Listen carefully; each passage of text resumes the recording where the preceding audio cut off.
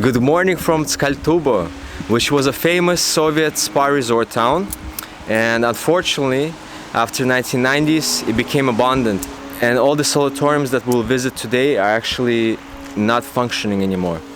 Let's check it out, the designs, what was left, the architecture, and I'll tell you a little bit about the history. In Tskaltubo there was a mineral springs that were found here, and the first mentions of it were in the late 19th century. And in 1920s this water was tested and they found out that it has therapeutic elements to it. Therefore they decided to build a spa resort here. So during the 20s the city became a state-owned, and that's when the construction began. The plan was to build several sanatoriums. The meaning of a sanatorium is a vacation place. At the same time, it would have medical facilities. But in this particular place, they would have spa treatments and particular bathing because of this radion carbon water that is found here.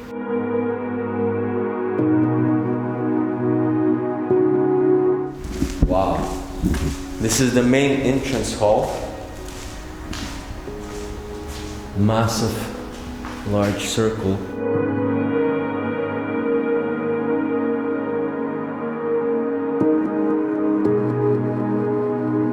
So in 1950s they drawn up a larger, greater plan to make even more sanatoriums and make this an official place for leisure and also treatments. Therefore, 19 sanatoriums were built along with 9 bathhouses in the park. The reason why they built the bathhouses in the park is because below the park, that's where the mineral springs are with the radion. And they only have the effect about 3 to 4 minutes after touching the body. That's why it had to be so close near the source of the mineral water. Here were the rooms. Pretty small rooms, considering this is a massive sanatorium. I think it would fit about 300 guests, plus or minus. This were the shared bathrooms. You can see the toilets are missing, but the tile and the booths represent that this was the bathroom.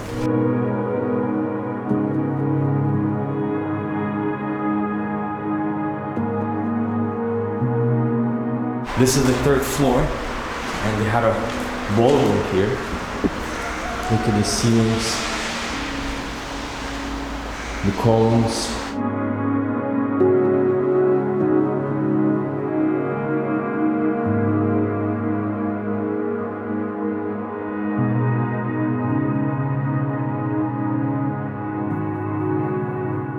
Next to the ballroom, they had the theater. You can see the square, that's where the stage was. That looks unsafe.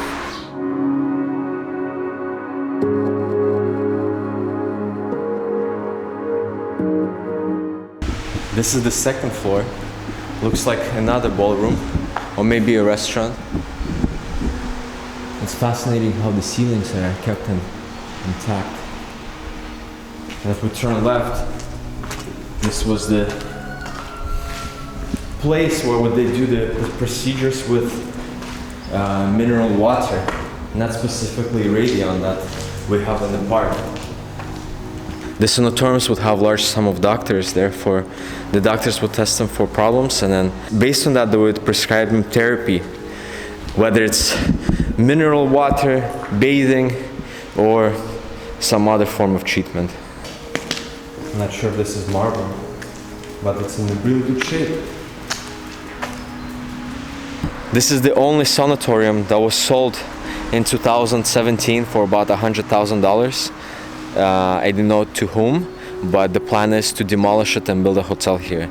Really sad because the architecture is super impressive, and just a little bit of remodeling, that's a sarcastic joke, would look quite beautiful. Hopefully in several years we can see the outcome of the new hotel, but today is 2022. It's been 5 years and nothing has been demolished or started besides the fence. Off to the next sanatorium.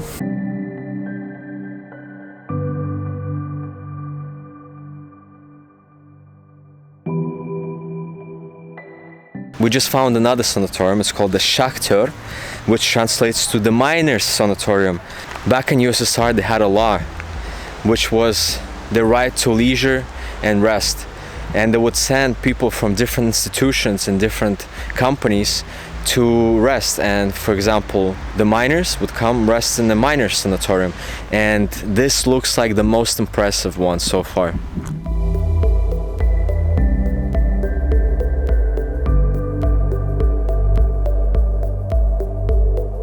Kind of looks like the typewriter in Rome, you know, the staircases and the war memorial. That's originally what it is.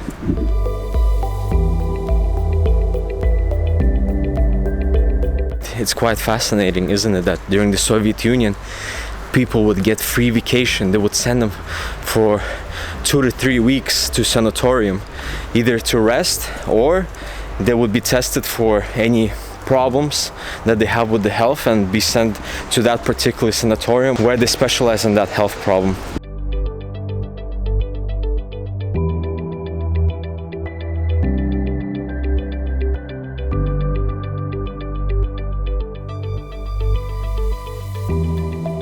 Wooden staircases. This is the first time I see it because other sanatoriums have marble.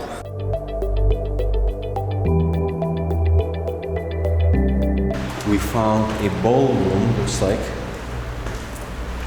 These are the square homes. Yeah, this is like a ballroom or a restaurant.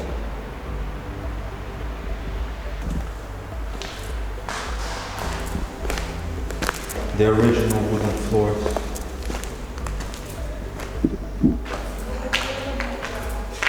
There was the terrace, winter terrace, since it's enclosed.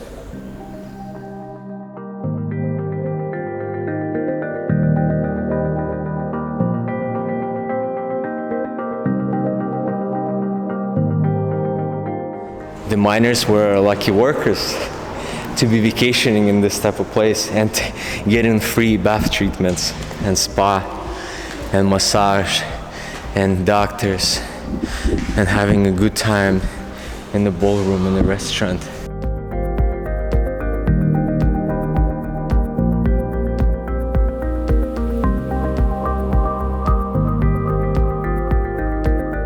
The original shades and curtains. The ceilings are in perfect condition. Soviet star at the top. Stage curtains are still here. Okay, let's see the backstage. This is where the artists would prepare in these little rooms. They even had balconies. Can you imagine this? Probably a smoke break, toilets.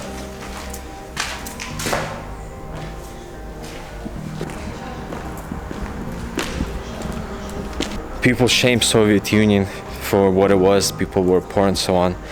But building 19 sanatoriums in a place like this, and the quality and styles, as we see, is just unbelievable. And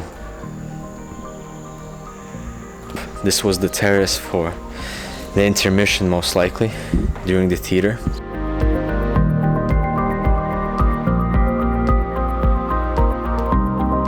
By the way, the sanatorium was built in 1952, and the miners that would come here were from the coal mines from all of the Soviet Union. Let's see the top floor. All these rooms are quite large. The size of the rooms depends on the position that you were occupying.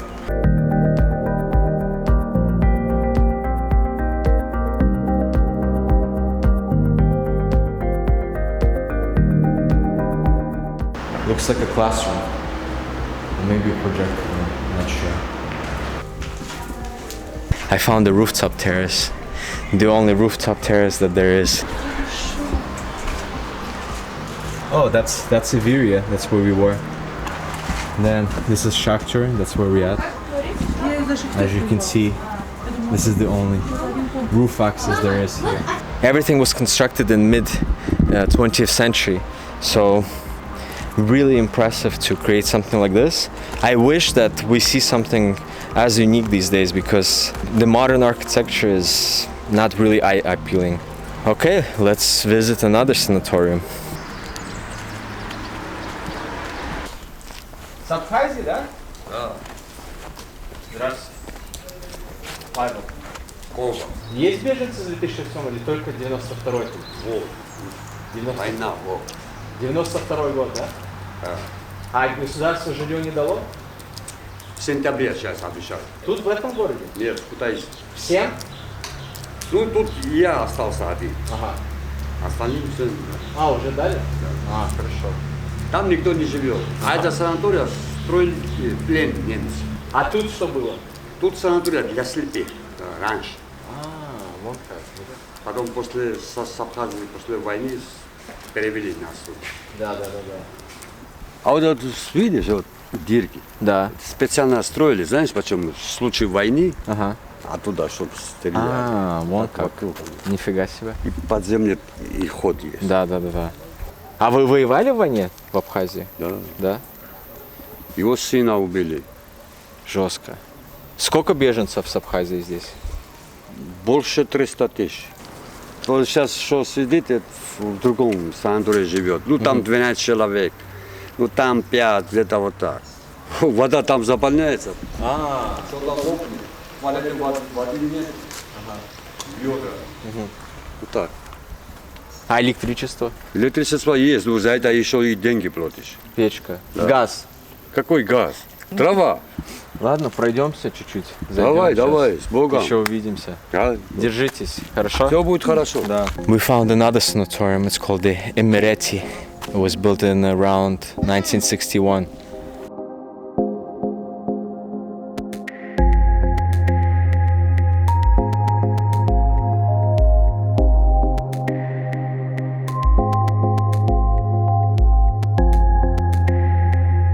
It seems like this was the reception or something like that.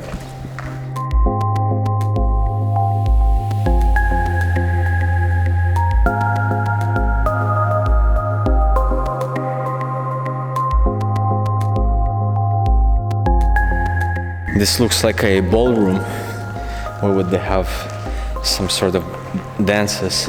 Another big dome with the arches.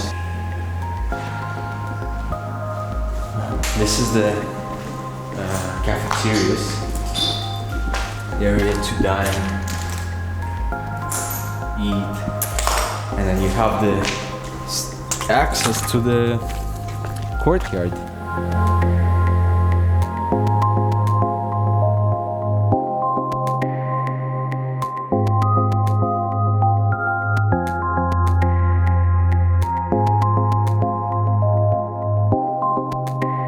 This is supposedly the ballroom that was open air. During the summertime, people would gather to dance here with these lovely views around.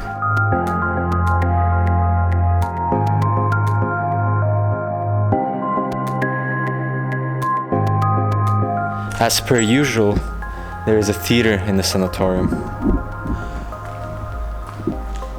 The condition of this place, of this whole building, is quite bad.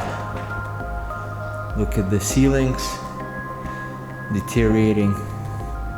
Everything is falling apart. But the construction is actually impressive. This was the fountain here, courtyard. And people used to live in this part of the building, meaning the IDPs, the internally displaced. They are still in good condition. The original desk with the chair.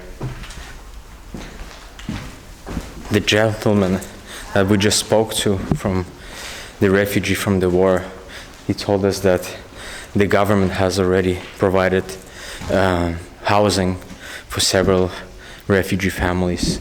And it looks like this building was the one where they used to live, and they have already evacuated this place.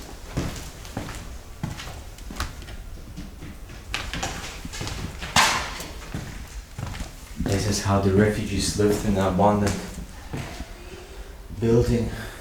They would use carpets for heat insulation. They even left some clothes here before leaving. The whole sanatorium was in their control, so they can use multiple rooms if they wished. But with no utilities, no comfort, no heating, it was most likely really difficult to live.